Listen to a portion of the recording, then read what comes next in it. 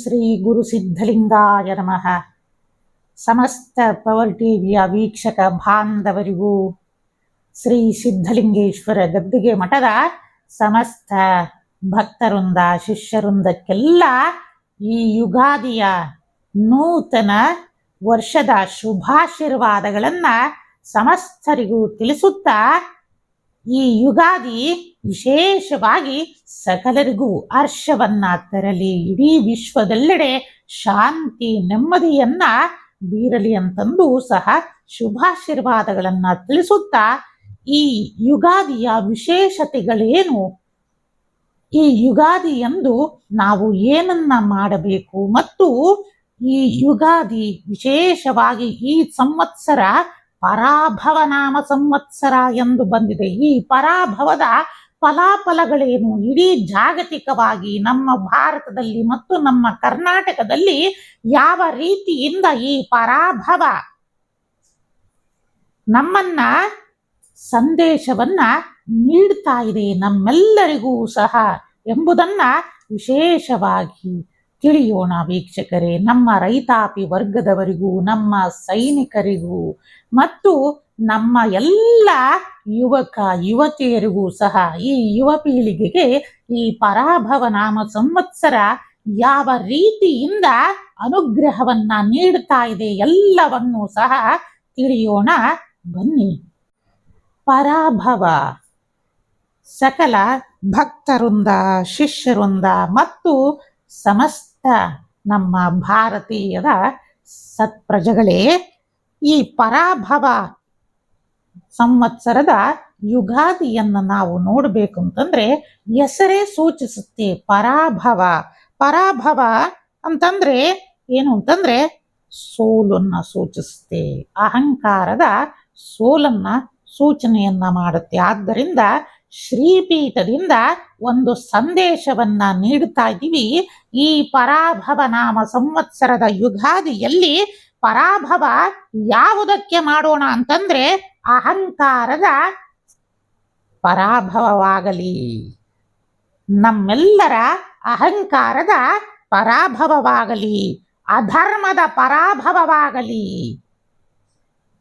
ಅಧರ್ಮದ ಪರಾಭವವಾಗಲಿ, ದುರಾಚಾರದ ಪರಾಭವವಾಗಲಿ, ಧರ್ಮ ಸತ್ಯ ಮತ್ತು ಭಕ್ತಿಗೆ ಸದಾ ಜಯವಾಗಲಿ ಎಂದು ಶ್ರೀಪೀಠದಿಂದ ಆಶೀರ್ವಾದವನ್ನ ನೀಡುತ್ತಾ, ಈ ವಿಶೇಷವಾದ ಈ ಪರಾಭವ ನಾಮ ಸಂವತ್ಸರದ ಬಗ್ಗೆ ವಿಶೇಷವಾಗಿ ತಿಳಿಯೋಣ.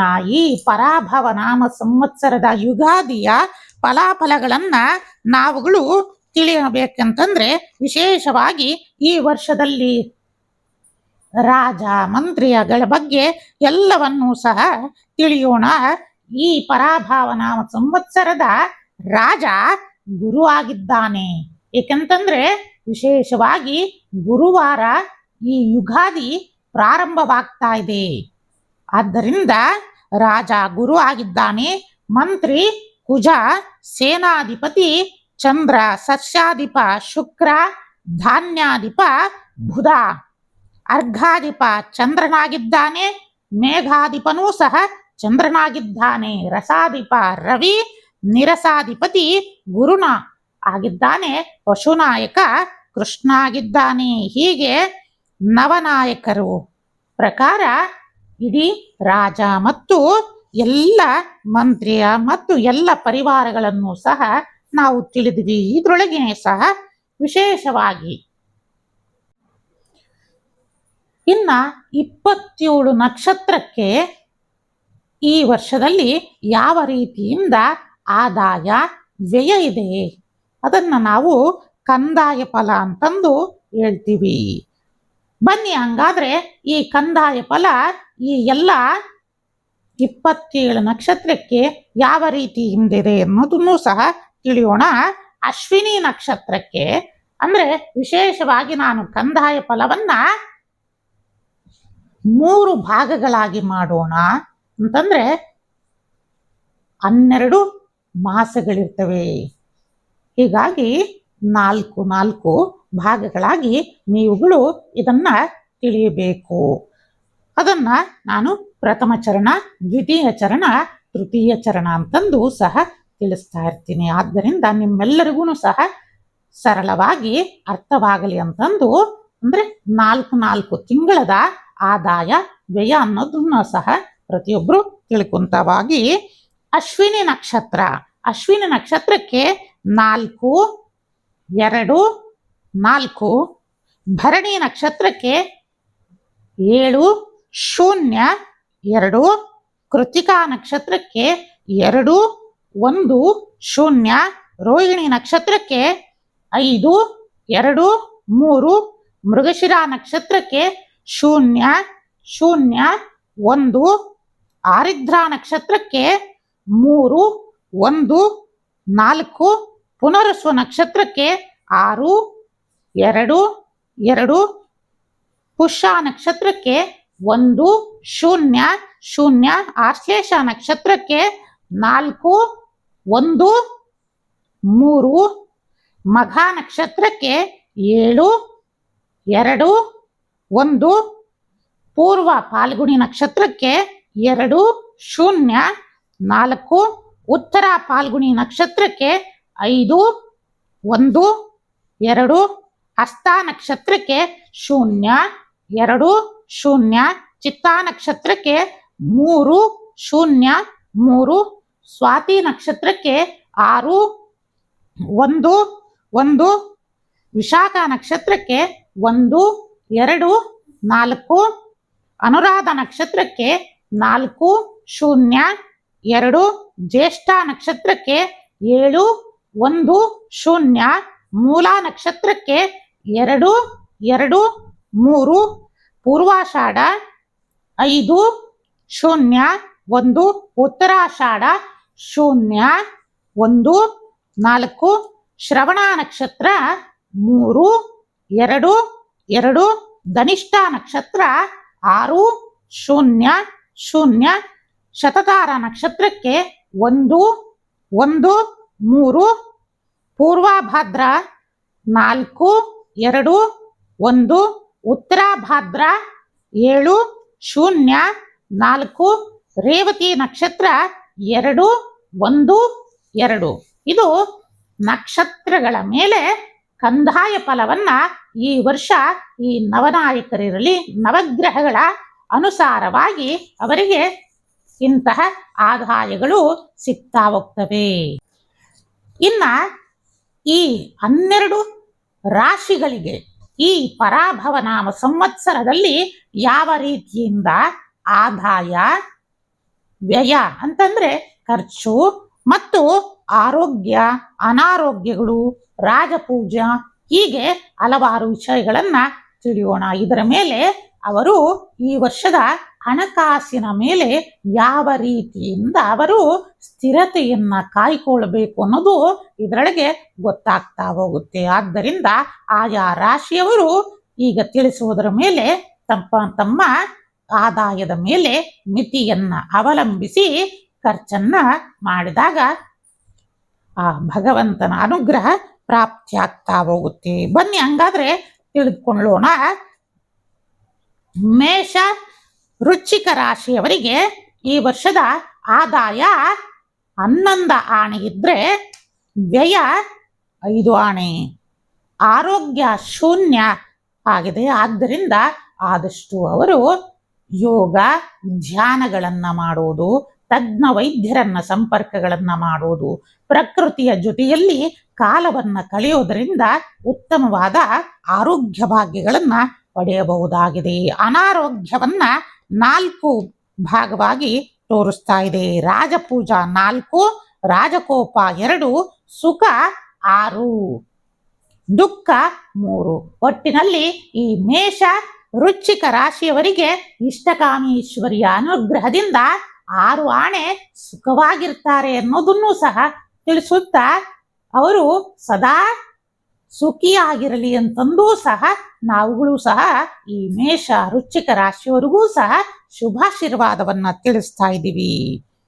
ಇನ್ನ ವೃಷಭ ತುಲಾ ರಾಶಿಯವರಿಗೆ 5 ಆಣೆ ಆದಾಯ ಇತ್ತಂದ್ರೆ 14 ಆಣೆ ವ್ಯಯ ಅಂದ್ರೆ ಖರ್ಚು ಜಾಸ್ತಿ ಆಗಿರುತ್ತೆ. ಆದ್ದರಿಂದ ಆದಷ್ಟು ಈ ವೃಷಭ ಮತ್ತು ತುಲಾ ರಾಶಿಯವರು ಸಹ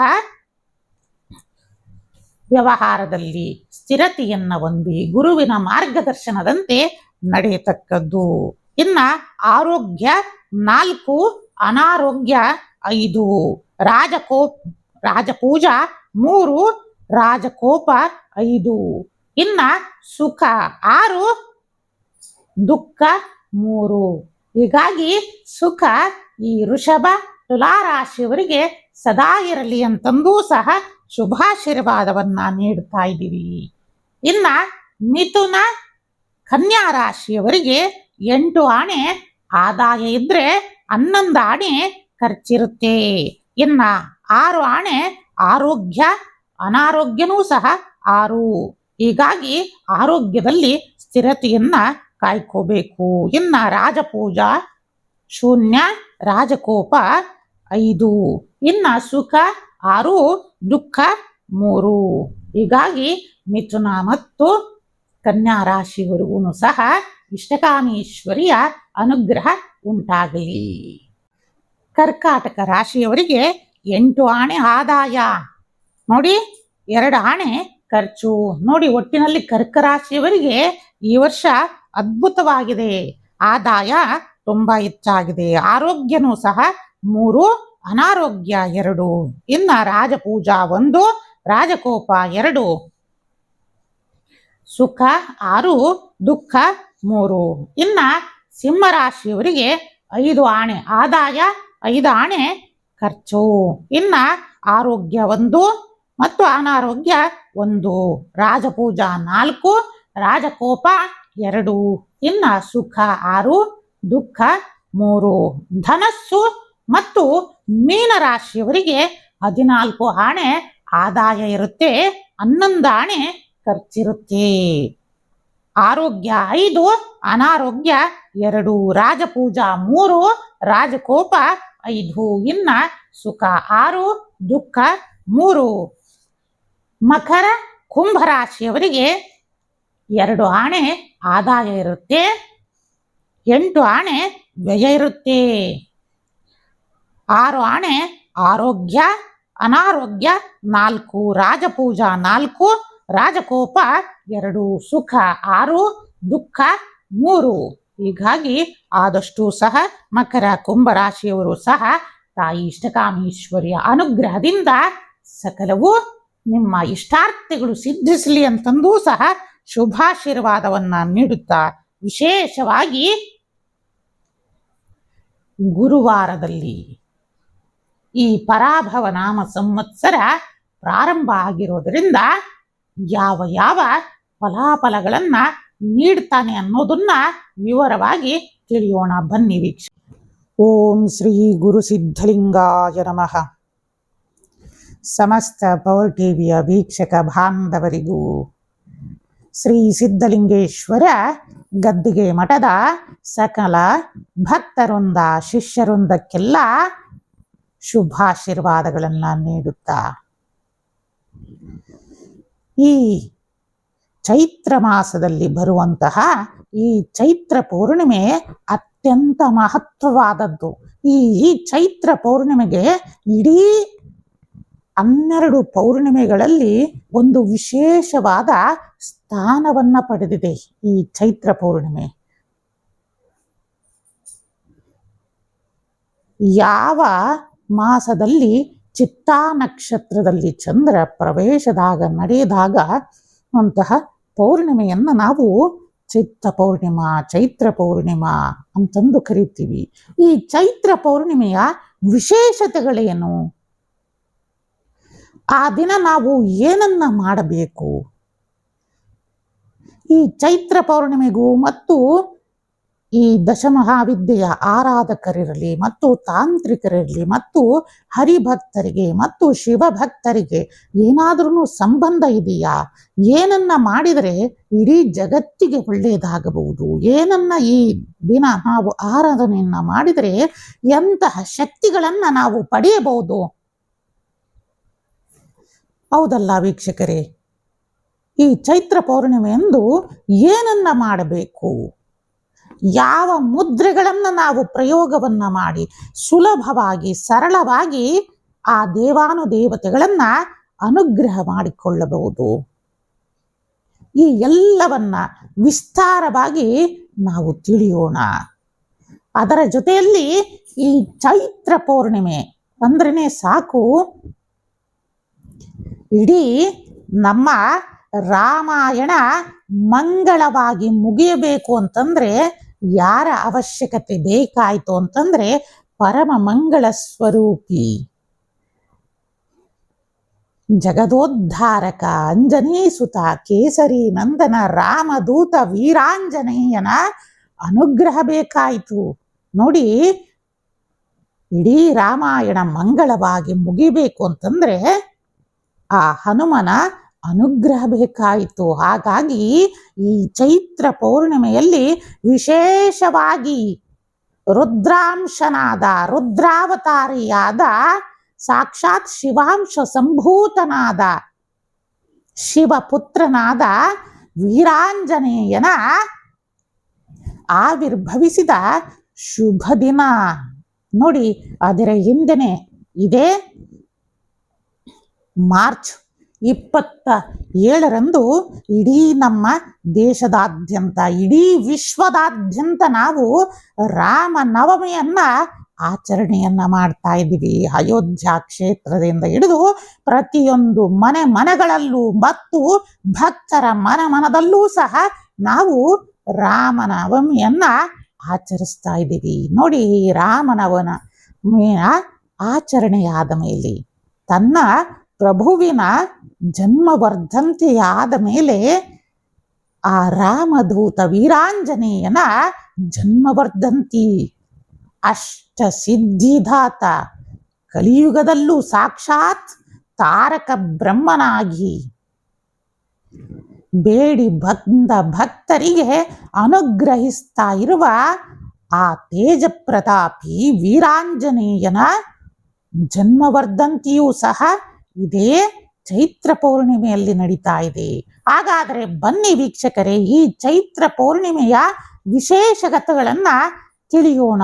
ಯಾವ ಸಮಯದಲ್ಲಿ ಏನನ್ನ ಮಾಡಿದರೆ ಆ ವೀರಾಂಜನೇಯನ ಮತ್ತು ಆ ಚೈತ್ರ ಪೌರ್ಣಿಮೆಯಲ್ಲಿ ನಾವುಗಳು ಏನನ್ನ ಮಾಡಿದರೆ ವಿಶೇಷ ಅನುಗ್ರಹವನ್ನ ಪಡೆಯಬಹುದು ಎಂಬುದನ್ನ ತಿಳಿಯೋಣ. ಇಂತಹ ಚೈತ್ರ ಪೌರ್ಣಿಮೆ ಇದೆ ಏಪ್ರಿಲ್ 1, 2026 ಬೆಳಿಗ್ಗೆ 7 ಗಂಟೆಗೆ ಪ್ರಾರಂಭವಾಗಿ 2ನೇ ತಾರೀಕು ಏಪ್ರಿಲ್ 2026 ಬೆಳಗಿನ ಜಾವ 8 ಗಂಟೆಗೆ ಮುಕ್ತಾಯಗೊಳ್ಳಲಿದೆ. ಆದ್ದರಿಂದ ಯಾರ್ಯಾರು ಈ ದಿನ ಏನಪ್ಪ ಮಾಡಬೇಕು, ಏನನ್ನ ಮಾಡಿದರೆ ಪರಮ ಆ ಆದಿಶಕ್ತಿಯ ಅನುಗ್ರಹವನ್ನ ಪಡೆಯಬಹುದು ಎಂಬುದನ್ನ ಬನ್ನಿ ತಿಳ್ಕೊಳ್ಳೋಣ ವೀಕ್ಷಕರೇ. ವಿಶೇಷವಾಗಿ 2ನೇ ತಾರೀಕು ಏಪ್ರಿಲ್ನಂದು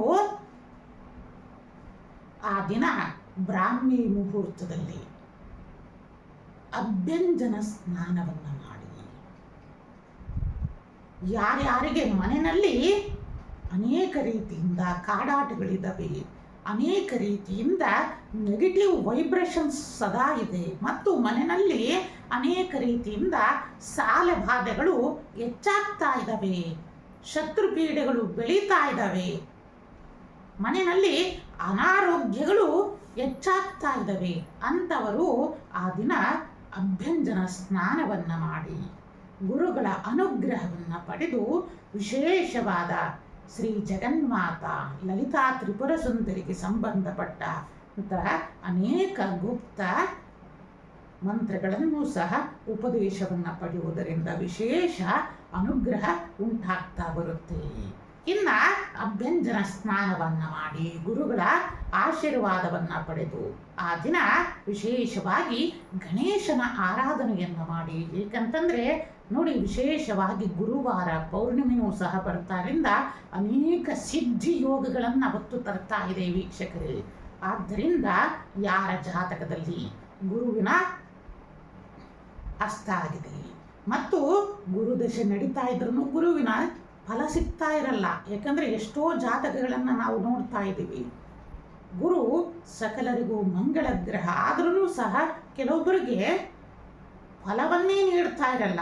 ಆಯಾ ಲಗ್ನಗಳು ಮತ್ತು ಆಯಾ ಶುಭ ಸ್ಥಾನಗಳನ್ನು ಅದನ್ನು ನೋಡಬೇಕಾಗತ್ತೆ. ಆದರೆ ಒಟ್ಟಿನಲ್ಲಿ ಹೇಳಬೇಕು ಅಂದಾಗ ಕೆಲವೊಬ್ಬರಿಗೆ ಗುರುದಶೆಯ ಫಲವನ್ನೇ ಕೊಡೋದಿಲ್ಲ. ಎಷ್ಟೋ ಜನರಿಗೆ ನೋಡಿ ಗುರುದಶೆ ನಡೀತಾ ಇದೆ, ಆದರೆ ತುಂಬ ಸಾಲದವರೇ, ಆರ್ಥಿಕವರೇ, ಕಾನೂನಿನವರೇ, ಅನೇಕರು ಜೈಲಿಗೆಗೂ ಸಹ ಗುರುದಶೆನಲ್ಲಿ ಹೋಗಿದ್ದಾರೆ. ಆದ್ದರಿಂದ ತುಂಬ ಎಚ್ಚರಿಕೆಯಿಂದ ಇರಬೇಕು. ಆದ್ದರಿಂದ ನಾವು ಪ್ರತಿಯೊಬ್ಬರಿಗೂ ಸಹ ತಿಳಿಸ್ತಾ ಇದ್ದೀವಿ, ಗುರು ವಾಕ್ಯವನ್ನು ಪರಿಪಾಲನೆಯನ್ನು ಮಾಡಿ.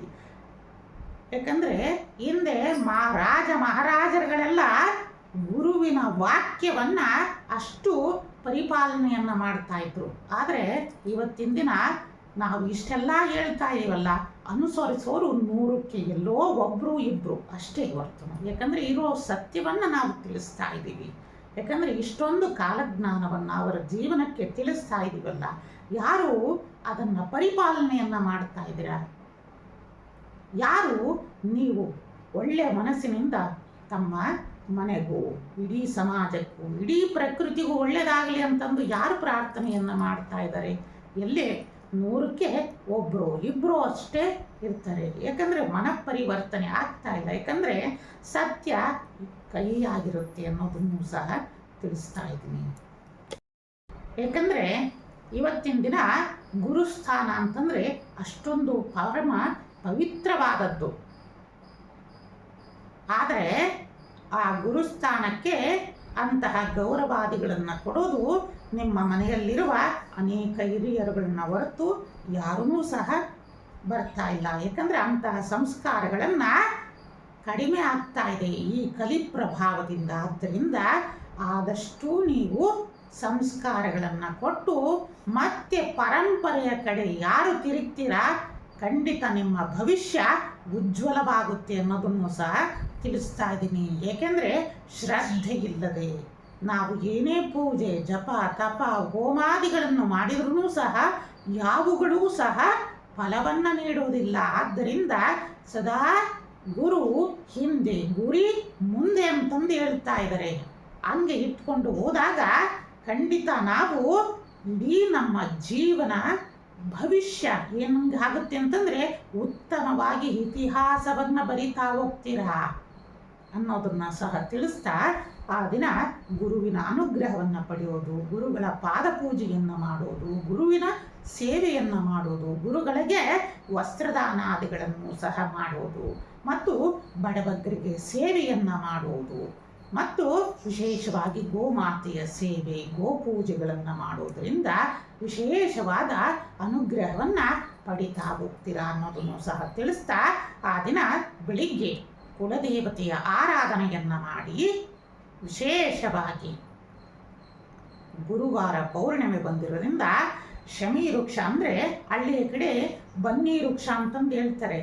ದಸರಾ ಸಮಯದಲ್ಲಿ ಪೂಜೆಯನ್ನು ಮಾಡ್ತಿರ್ತೀರಲ್ಲ, ಆ ಯಾರಿಗೆ ಸಾಲ ಬಾಧೆಗಳ ಮತ್ತು ದುಷ್ಟಶಕ್ತಿಯ ಹಾವಳಿ ಉಂಟಾಗ್ತಾ ಇದೆ, ಮನೆಯಲ್ಲಿ ನೆಗೆಟಿವ್ ಎನರ್ಜಿ ಇದೆ ಅನ್ನೋರು ಆ ದಿನ ವಿಶೇಷವಾಗಿ ಶಮಿ ವೃಕ್ಷಕ್ಕೆ ಬ್ರಾಹ್ಮಿ ಮುಹೂರ್ತದಲ್ಲಿ ಹೋಗಿ ಆ ಬನ್ನಿ ವೃಕ್ಷದ ಪೂಜೆಯನ್ನು ಮಾಡಿ, ಆ ಬನ್ನಿ ವೃಕ್ಷದ ಸಮೀಪದಲ್ಲೇ ಜಗನ್ಮಾತೆಯಾದ ಇಷ್ಟಕಾಮೇಶ್ವರಿಯನ್ನು ಪ್ರಾರ್ಥನೆಯನ್ನು ಮಾಡಿ 9 ತುಪ್ಪದ ದೀಪಗಳನ್ನು ಬೆಳಗಿಸಿ, ವಿಶೇಷವಾಗಿ ಇಷ್ಟಕಾಮೇಶ್ವರಿ ದೇವಿಗೆ ಆ ಜಗನ್ಮಾತೆಯನ್ನು ಪ್ರಾರ್ಥನೆಯನ್ನು ಮಾಡಿ ಸಿಹಿ ನೈವೇದ್ಯವನ್ನು ಸಮರ್ಪಣೆಯನ್ನು ಮಾಡ್ತಾ ಬನ್ನಿ. ಖಂಡಿತ ಎಲ್ಲ ಕಷ್ಟಗಳು ನಿವಾರಣೆ ಆಗಲಿಕ್ಕೆ ದಾರಿ ಸಿಗುತ್ತೆ ಅನ್ನೋದನ್ನು ಸಹ ಆಶೀರ್ವಾದವನ್ನು ಮಾಡ್ತಾ ಇದ್ದೀವಿ. ಆದರೆ ಪೂಜಾ ಸಮಯದಲ್ಲಿ ಹಳದಿಯ ಬಣ್ಣದ ವಸ್ತ್ರಗಳನ್ನು ಧರಿಸಬೇಕು. ಯಾರೇ ಇರಲಿ, ಯಾರು ಪೂಜೆಯನ್ನು ಮಾಡ್ತೀರಾ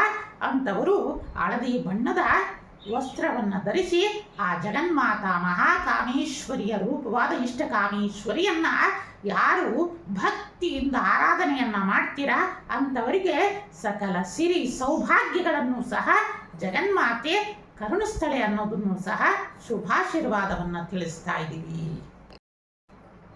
ಮತ್ತು ಆರೋಗ್ಯದ ಬಾಧೆ ಉಂಟಾಗ್ತಾ ಇದೆ. ಮತ್ತು ಎಷ್ಟೇ ಉದ್ಯೋಗದ ಪ್ರಯತ್ನವನ್ನು ಪಟ್ಟರೂ ಸಹ ಇಂಟರ್ವ್ಯೂನಲ್ಲಿ ಯಶಸ್ಸು ಸಿಗ್ತಾ ಇಲ್ಲ, ಇಂಟರ್ವ್ಯೂನಲ್ಲಿ ಯಾವುದೇ ಫಲಗಳು ದೊರಕ್ತಾ ಇಲ್ಲ, ಎಷ್ಟೋ ಇದಾಗಿದೆ ಗುರುಗಳೇ ಅನ್ನೋರು ಈ ದಿನ ಸಂಜೆಯ ಸಮಯದಲ್ಲಿ ಜಗನ್ಮಾತಾ ಮಹಾಕಾಮೇಶ್ವರಿಯನ್ನು ಪ್ರಾರ್ಥನೆಯನ್ನು ಮಾಡಿ ಇಷ್ಟಕಾಮೇಶ್ವರಿಗೆ ಚಿತ್ರಾನ್ನದ ನೈವೇದ್ಯವನ್ನು ಸಮರ್ಪಣೆಯನ್ನು ಮಾಡುವುದು ಮತ್ತು ಸಿಹಿ ಪಾಯಸವನ್ನು ಸಮರ್ಪಣೆಯನ್ನು ಮಾಡುವುದರಿಂದ ಖಂಡಿತ ಉದ್ಯೋಗ ಭಾಗ್ಯ ಶೀಘ್ರವಾಗಿ ದೊರೆಯಲಿದೆ. ಆರೋಗ್ಯ ಭಾಗ್ಯಗಳೂ ಸಹ ಉನ್ನತವಾಗಿ ಉಂಟಾಗ್ತಾ ಇದೆ. ಮತ್ತು ಆ ದಿನ ಮನೆಯ ಮುಂದೆ ವಿಶೇಷವಾಗಿ ಅಷ್ಟದಳದ ಪದ್ಮವನ್ನು ರಂಗವಲ್ಲಿಯನ್ನು ಬರೆದು ಅದರೊಳಗೆ ಪಿಂಕ್ ಕಲರ್ ಅಂದರೆ ಕೆಂಪು ತಿಳಿ ಗುಲಾಬಿ ಬಣ್ಣದವನ್ನು ತುಂಬಿ ಅಮ್ಮನನ್ನು ಪ್ರಾರ್ಥನೆಯನ್ನು ಮಾಡಿ ಅಮ್ಮನನ್ನು ಆ ದಿನ ಮನೆಗೆ ಬರಮಾಡಿಕೊಳ್ಳಿ. ಮತ್ತು ಮನೆಯ ಸುತ್ತಲೂ ವಿಶೇಷವಾಗಿ ಶಮಿ ವೃಕ್ಷದ ತೊಗಟೆಯಿಂದ ಸಾಂಬ್ರಾಣಿಯನ್ನು ಮನೆಯ ಸುತ್ತಲೂ ಹಾಕೋದ್ರಿಂದ ಯಾವುದೇ ದುಷ್ಟಗ್ರಹಗಳ ಭೀತಿಗಳಿರಲಿ ಮತ್ತು ದುಷ್ಟ ಕ್ಷುದ್ರ ಗ್ರಹಗಳ ಎಲ್ಲ ಪ್ರೇತ ಬಾಧೆಗಳು ಸಹ ನಿವಾರಣೆ ಆಗ್ತಾ ಹೋಗ್ತವೆ ಅನ್ನೋದನ್ನು ಸಹ ತಿಳಿಸಿ. ಮತ್ತು ಈ ದಿನ ವಿಶೇಷವಾಗಿ ಹನುಮತ್ ಜಯಂತಿ ನೋಡಿ, ಕೆಲವೊಬ್ಬರು ಮಾರ್ಗಶಿರ ಮಾಸದಲ್ಲೇ ಹನುಮದ್ ಜಯಂತಿ ಅಂತಂದೇಳಿ ಕೆಲವೊಂದು ಕಡೆ ಆಚರಿಸ್ತಾ ಬರ್ತಾ ಇದ್ದಾರೆ. ಇದು ತಪ್ಪು. ಯಾಕಂದರೆ ವಾಲ್ಮೀಕಿ ರಾಮಾಯಣದಲ್ಲಿ ಚೈತ್ರ ಮಾಸದ ಪೌರ್ಣಿಮೆಯಂದೇ ಸಾಕ್ಷಾತ್ ಆ ಆಂಜನೇಯ ಗರ್ಭ ಸಂಭೂತನ ಆ ಆಂಜನೇಯ ಸ್ವಾಮಿಯ ಅವತಾರವಾಗಿದೆ ಅಂತಂದು ಸಹ ಪುರಾಣ ತಿಳಿಸ್ತಾರಿಂದ ನಮ್ಮ ಸನಾತನ ಪರಂಪರೆಯಲ್ಲಿ ಆಚರಿಸುವವರು ಎಲ್ಲರೂ ಸಹ ಈ ಚೈತ್ರ ಮಾಸದ ಪೌರ್ಣಿಮೆಯಂದೇ ಹನುಮತ್ ಜಯಂತಿ ಅಂತಂದು ಆ ಸ್ವಾಮಿಯ ಆಚರಣೆಯನ್ನು ಮಾಡ್ತಾ ಬನ್ನಿ. ಜನ್ಮ ವರ್ಧಂತಿಯನ್ನು ಆಚರಿಸ್ತಾ ಬನ್ನಿ. ಮಾರ್ಗಶಿರ ಮಾಸದಲ್ಲಿ ಹನುಮದ್ವ್ರತ, ಯಾಕಂದರೆ ಅಲ್ಲಿ ಬ್ರಹ್ಮಚಾರಿಗಳನ್ನು ಆರಾಧನೆಯನ್ನು ಮಾಡಬೇಕು ಅಂತಂದು ಹೇಳುತ್ತೆ ಮಾರ್ಗಶಿರ ಮಾಸದಲ್ಲಿ. ಆದ್ದರಿಂದ ಆಗ ಹನುಮದ್ವ್ರತ ಅಂತಂದು ಆಚರಿಸಬಹುದು. ಆದರೆ ಈಗ ಜನ್ಮವರ್ಧಂತಿ ಅಂತಂದು ಸಕಲರೂ ಆಚರಿಸಿದರೆ ಅದು ನಮ್ಮ ಸನಾತನ ಪರಂಪರೆಗೆ ಇನ್ನೂ ಹೆಚ್ಚಿನ ಬೆಲೆಯನ್ನು ಕೊಟ್ಟಂಗಾಗುತ್ತೆ. ನಮ್ಮ ಸನಾತನ ಧರ್ಮಕ್ಕೆ ಇನ್ನೂ ಹೆಚ್ಚಿನ ಪುಷ್ಟಿ ಸಿಗ್ತಾ ಹೋಗುತ್ತೆ. ಮತ್ತು ಯಾರು ಹನುಮಂತನನ್ನು ಆರಾಧನೆಯನ್ನು ಮಾಡಬೇಕು, ಹನುಮಂತನ ಸಿದ್ಧಿ ಅನುಗ್ರಹ ಬೇಕು ಅಂತೀರ, ಅವರು ಬ್ರಾಹ್ಮಿ ಮುಹೂರ್ತದಲ್ಲಿ ಸ್ನಾನವನ್ನು ಮಾಡಿ ಗುರುವಿನಿಂದ ಅನುಗ್ರಹವನ್ನು ಪಡೆದು ರಾಮನಾಮ ಜಪದ ಜೊತೆಯಲ್ಲಿ ಹನುಮಾನ್ ಚಾಲೀಸ್ನ ಪಠನೆಯನ್ನು ಮಾಡುವುದು ಮತ್ತು ಸಂಜೆಯಲ್ಲಿ ಹನುಮಂತನಿಗೆ ವಿಶೇಷವಾಗಿ ಆರತಿಯನ್ನು ಬೀಳುವುದು, ರಾಮನಾಮ ಜಪವನ್ನು ಮಾಡುವುದರಿಂದ ವಿಶೇಷವಾದ ಅನುಗ್ರಹ ಉಂಟಾಗ್ತಾ ಬರುತ್ತೆ. ಮತ್ತು ಹನುಮಂತನಿಗೆ ಸಿಹಿ ತಿಂಡಿಗಳ ನೈವೇದ್ಯವನ್ನು ಅರ್ಪಣೆಯನ್ನು ಮಾಡುವುದರಿಂದ ಮತ್ತು ಆಂಜನೇಯನಿಗೆ ಸಿಂಧೂರದ ಅರ್ಪಣೆಯನ್ನು ಮಾಡುವುದರಿಂದ ಮತ್ತು ರಾಮನಾಮದ ಸಮೇತ ಬರೆದಿರುವಂತಹ ವೀಳ್ಯದೆಲೆಯ ಮಾಲೆಯನ್ನು ಸಮರ್ಪಣೆಯನ್ನು ಮಾಡುವುದರಿಂದ ಶೀಘ್ರ ಕಾರ್ಯಸಿದ್ಧಿಗಳು ಸಹ ನಡೀತಾ ಹೋಗ್ತವೆ ಅನ್ನೋದನ್ನು ಸಹ ತಿಳಿಸ್ತಾ ಇದ್ದೀವಿ. ಮತ್ತು ಆ ದಿನ ಮಧ್ಯಾಹ್ನದ ಸಮಯದಲ್ಲಿ ವಿಷ್ಣು ಸಹಸ್ರನಾಮವನ್ನು ಪಠಣೆಯನ್ನು ಮಾಡುವುದು ಮತ್ತು ರುದ್ರಾಭಿಷೇಕಾದಿಗಳನ್ನು ಮಾಡುವುದರಿಂದ, ಸಮುದ್ರ ಸ್ನಾನಾದಿಗಳನ್ನು ಮಾಡುವುದರಿಂದಲೂ ಸಹ, ಪಿತೃತರ್ಪಣಾದಿಗಳನ್ನು ಮಾಡುವುದರಿಂದ ವಿಶೇಷ ಅನುಗ್ರಹ ಉಂಟಾಗ್ತಾ ಬರುತ್ತೆ. ಮತ್ತು ಸಂಜೆಯ ಸಮಯದಲ್ಲಿ ದಶಮಹಾವಿದ್ಯೆ ಆರಾಧನೆಯನ್ನು ಮಾಡುವುದು, ಶ್ರೀ ಚಕ್ರದ ಆರಾಧನೆಯನ್ನು ಮಾಡಿ ಲಲಿತಾಂಬಿಕೆಗೆ ವಿಶೇಷವಾಗಿ ಸಿಹಿ ತಿಂಡಿಗಳ ನೈವೇದ್ಯ, ಸಿಹಿ ಪೊಂಗಲ್ದ ನೈವೇದ್ಯವನ್ನು ಅರ್ಪಣೆಯನ್ನು ಮಾಡುವುದು ಮತ್ತು ಶ್ರೀಗಂಧವನ್ನು ಸಮರ್ಪಣೆಯನ್ನು ಮಾಡುವುದರಿಂದ ವಿಶೇಷ ಪರಮ ಅನುಗ್ರಹವನ್ನು ಪಡಿತಾ ಬರ್ತೀರಾ. ಮತ್ತು ಚಂದ್ರದೇವರಿಗೆ ಆರತಿಯನ್ನು ಮಾಡಿ ಲಲಿತಾ ಸಹಸ್ರನಾಮಗಳನ್ನು ಪಠನೆಯನ್ನು ಮಾಡುವುದು ಮತ್ತು ಚಂದ್ರನಿಗೆ ಆರತಿಯನ್ನು ಬೆಳೆಯುವುದರಿಂದ ವಿಶೇಷ ಅನುಗ್ರಹವನ್ನು ಜೊತೆಯಲ್ಲಿ ಮಾನಸಿಕ ನೆಮ್ಮದಿಯನ್ನು ಪಡೆಯುವುದರ ಜೊತೆಯಲ್ಲಿ ಯಾರ್ಯಾರಿಗೆ ನಿದ್ರಾಹೀನತೆಗಳಿರುತ್ತೆ, ಮಾನಸಿಕ ಖಿನ್ನತೆಗೆ ಒಳಗಾಗ್ತಾ ಇರ್ತೀರ, ಅಂತಹ ದೋಷಗಳೆಲ್ಲ ಈ ದಿನ ಚೈತ್ರ ಪೌರ್ಣಿಮೆಯಲ್ಲಿ ನಾವು ಮಾಡ್ತಾ ಇರುವ ಈ ವ್ರತದಿಂದ ಸಕಲ ಸೌಭಾಗ್ಯಗಳನ್ನು ಸಹ ಪಡಿತಾ ಬರ್ತೀರಾ. ಆದಷ್ಟು ಓಂ ರೀಂ ಮಹಾಕಾಮೇಶ್ವರಿಯೇ ನಮಃ. ಓಂ ಐಂ ರೀಂ ಶ್ರೀಂ ಇಷ್ಟಕಾಮೇಶ್ವರಿಯೇ ನಮಃ. ಈ ಮಹಾಮಂತ್ರವನ್ನು ಸಾಧ್ಯವಾದಷ್ಟು ರಾಮನವಮಿಯಿಂದ ಹಿಡಿದು ಪೌರ್ಣಿಮೆಯವರೆಗೂ ಸಹ ಜಪವನ್ನು ಮಾಡಿ ಇಷ್ಟಕಾಮೇಶ್ವರಿಯ ದರ್ಶನವನ್ನು ಪಡೆದು ಮತ್ತು ಶ್ರೀಚಕ್ರದ ಆರಾಧನೆಯನ್ನು ಮಾಡುವುದರಿಂದ ಪರಮ ಮಂಗಳವನ್ನು ಸಹ ಪಡಿತಾ ಬರ್ತೀರಾ. ಮತ್ತು ಇದೇ ಏಪ್ರಿಲ್ 5ರಂದು ಸಹ ನೋಡಿ ಚೈತ್ರ ಮಾಸದಲ್ಲಿ ನಡೀತಾ ಇರುವಂತಹ ವಿಕಟ ಮಹಾಗಣಪತಿಯ ಸಂಕಷ್ಟಹರ ಚತುರ್ಥಿಯೂ ಸಹ 5ನೇ ತಾರೀಕು ಸಹ ನಡೀತಾ ಇರೋದ್ರಿಂದ ಆ ದಿನ ಭಾನುವಾರ ವಿಶೇಷವಾಗಿ ಓಂ ವಿಕಟಾಯ ನಮಃ ಅಂದು ಆ ಮಹಾಗಣಪತಿಯ ಪ್ರಾರ್ಥನೆಯನ್ನು ಮಾಡುವುದು, ಮಹಾಗಣೇಶನ ಆರಾಧನೆಯನ್ನು ಮಾಡುವುದರಿಂದ ಗಣಪತಿಯನ್ನು ಆರಾಧನೆಯನ್ನು ಮಾಡುವುದು ಸಂಜೆ ವಿಶೇಷವಾಗಿ 5:38ರಿಂದ 8:10ರವರೆಗೆ ಸಲ್ಲುವ ಶುಭ ಮುಹೂರ್ತದಲ್ಲಿ ಗಣೇಶನ ಆರಾಧನೆಯನ್ನು ಮಾಡಿ ಚಂದ್ರ ದರ್ಶನವನ್ನು ಮಾಡಿ ಗಣೇಶನಿಗೆ ಮೋದಕ ಪಾಯಸಾದಿಗಳನ್ನು ಮತ್ತು ದೂರ್ವ ಬಿಲ್ವಗಳನ್ನು ಸಮರ್ಪಣೆಯನ್ನು ಮಾಡಿ ಗುರುಗಳನ್ನು ಪ್ರಾರ್ಥನೆಯನ್ನು ಮಾಡಿ ಓಂ ವಿಕಟ ಮಹಾಗಣಾಧಿಪತಯೇ ನಮಃ ಎಂಬ ಮಹಾಮಂತ್ರವನ್ನು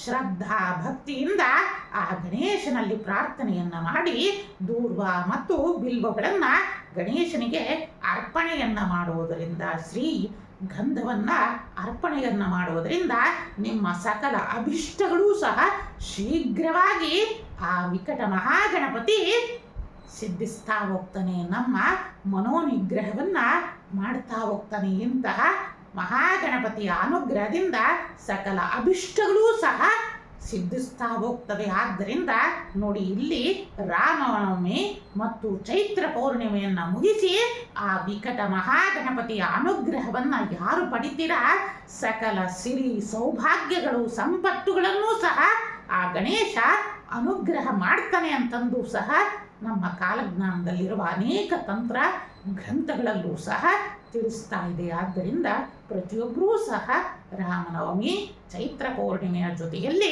ವಿಶೇಷವಾಗಿ ಆ ವಿಕಟ ಮಹಾಗಣಪತಿಯ ಅನುಗ್ರಹವನ್ನು ಪಡೆಯುವುದರಿಂದ ಸಕಲ ರಾಹುಬಾಧೆಗಳು ಸಹ ನಿವಾರಣೆಯಾಗಿ ಸಕಲ ಐಶ್ವರ್ಯಗಳನ್ನು ವೃದ್ಧಿಯನ್ನು ಮಾಡ್ತಾನೆ ಅನ್ನೋದನ್ನು ಸಹ ತಿಳಿಸ್ತಾ ಇದ್ದೀವಿ.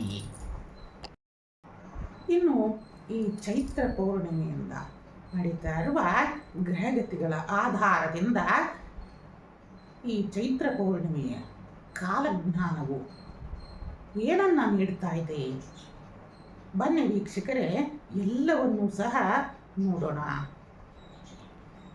ಇನ್ನು ದಾವಣಗೆರೆಯ ಉಪಚುನಾವಣೆ ನಡೀತಾ ಇದೆ ಈ 2026ರಲ್ಲಿ.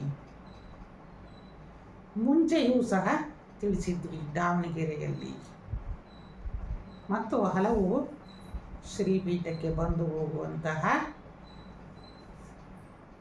ಆಪ್ತ ಅಂತರಂಗದ ಶಿಷ್ಯರಿಗೂ ಸಹ ಇದು ಕೆಲವೊಬ್ಬರಿಗೆ ಅಚ್ಚರಿ ಉಂಟು ಮಾಡ್ತಾ ಇದೆ. ಸುಮಾರು 2 ವರ್ಷಗಳ ಹಿಂದೆಯೇ ಸಹ ಶಾಮನೂರು ಶಿವಶಂಕರಪ್ಪರು ಇದ್ದಾಗಲೇ ಸಹ ಅವರಿಗೆ ಅನುಗ್ರಹವನ್ನು ಮಾಡಿದಾಗ ಅವರ ಕಾಲಜ್ಞಾನವನ್ನು ಸಹ ನೋಡಿದಾಗ ಅವ್ರಿಗೂ ಸಹ ತಿಳಿಸಿದ್ವಿ.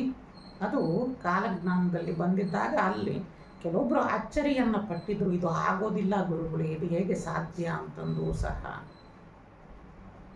ಬಿಫೋರ್ ಇದು ಎಲೆಕ್ಷನ್ ಸಮಯದಲ್ಲಿ ಕಾಲಜ್ಞಾನದಲ್ಲಿ ಬಂದಿದ್ದು ವಿಚಾರ ಶಾಮನೂರು ಶಿವಶಂಕರಪ್ಪರಿಗೆ ತಿಳಿಸಿದ್ದು. ತಾವುಗಳು ಸಹ ವಿಧಾನಸಭೆಯನ್ನು ಪ್ರವೇಶವನ್ನು ಮಾಡ್ತೀರಾ ಮತ್ತು ಆ 5 ವರ್ಷದಲ್ಲೇ ಸಮರ್ಥನೂ ಸಹ ಅವರು ವಿಧಾನಸಭೆಯನ್ನು ಪ್ರವೇಶಿಸುವಂತಹ ಯೋಗ ಉಂಟಾಗುತ್ತೆ, ಅದು ನಡೆಯುತ್ತೆ ಅಂತಂದೂ ಸಹ ತಿಳಿಸಿದ್ವಿ. ಅದು ಅಂತರಂಗದ ಕೆಲವೊಬ್ಬ ಶಿಷ್ಯಂದಿರು, ಅಲ್ಲಿ ಇದ್ದ ಶಿಷ್ಯಂದಿರಿಗೆ ಅದು ತಿಳಿದಿದೆ. ಅದು ಇಂದು ಅಚ್ಚರಿಯನ್ನು ಉಂಟು ಮಾಡಿದೆ ಮತ್ತು ಈಗಿನ ಉಪಚುನಾವಣೆಯಲ್ಲೂ ಸಹ ವಿಶೇಷವಾಗಿ ಸಮರ್ಥ ಮಲ್ಲಿಕಾರ್ಜುನ ಅವರಿಗೆ ಸಹ ವಿಜಯಲಕ್ಷ್ಮಿ ಅನುಗ್ರಹವನ್ನು ಮಾಡ್ತಾ ಇದ್ದಾಳೆ. ಮುಂದೆ ಅವರು ವಿಧಾನಸಭೆಯನ್ನು ಪ್ರವೇಶವನ್ನು ಮಾಡ್ತಾ ಇದ್ದಾರೆ ಅನ್ನೋದನ್ನು ಸಹ ಈಗಲೂ ಸಹ ತಿಳಿಸ್ತಾ ಇದ್ದೀವಿ. ಆದ್ದರಿಂದ ಈ ಉಪಚುನಾವಣೆಯಲ್ಲಿ ದಾವಣಗೆರೆಯಲ್ಲಿ ಕಾಂಗ್ರೆಸ್ ಮೇಲುಗೈ ಆಗುತ್ತೆ ಮತ್ತು ಸಮರ್ಥವರು ಸಹ ವಿಶೇಷವಾಗಿ ವಿಧಾನಸಭೆಯನ್ನು ಪ್ರವೇಶವನ್ನು ಮಾಡುವಂತಹ ಯೋಗಗಳನ್ನು ಸಹ ಪಡೆಯುವಂತಾಗ್ತಾರೆ ಅನ್ನೋದನ್ನು ಸಹ ಕಾಲಜ್ಞಾನದಲ್ಲಿ ಗ್ರಹಗಳ ಚಲನವಲನದಿಂದ ಸಹ ತಿಳಿಸ್ತಾ ಇರೋದ್ರಿಂದ ಅವರಿಗೆ ಸಹ ವಿಜಯಲಕ್ಷ್ಮಿ ಅನುಗ್ರಹವನ್ನು ಮಾಡ್ತಾ ಇದ್ದಾಳೆ ಅನ್ನೋದನ್ನು ಸಹ ತಿಳಿಸ್ತಾ ಇದ್ದೀವಿ.